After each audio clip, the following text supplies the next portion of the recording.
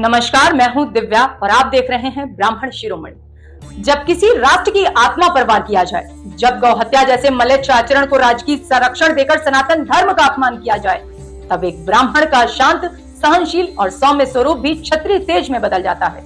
वांचीनाथन नामक दक्षिण भारत के युवा तमिल ब्राह्मण ने भी वही किया। ब्रिटिश शासन द्वारा धर्मद्रोही नीतियों, गौ हत्या को बढ़ावा देने और हिंदू आस्थाओं को पैरों तले रौंदने ने उनकी आत्मा को झकझोर दिया था।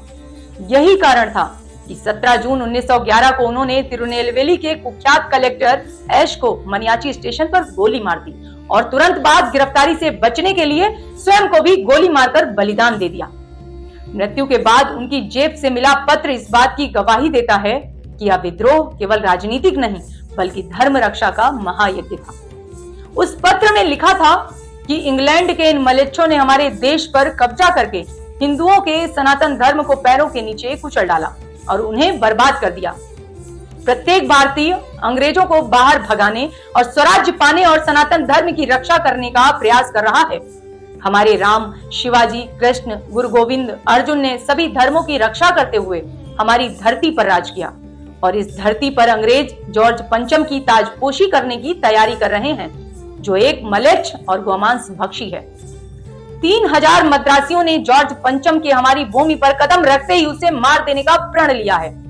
ये पत्र और वांचीनाथन का बलिदान यह सिद्ध करता है कि जब गौमाता, धर्म और राष्ट्र पर आक्रमण हो रहे हो तो एक ब्राह्मण भी शस्त्र उठाकर अधर्म को समाप्त करना अपना पवित्र कर्तव्य समझता है।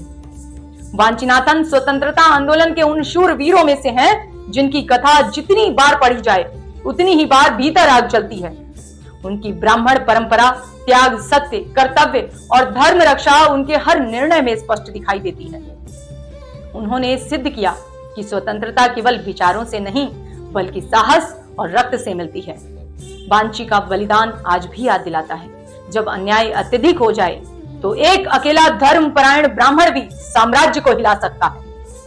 फिर मिलेंगे अगले एपिसोड में, तब तक के लिए जय श्री राम, वंदे मातरम।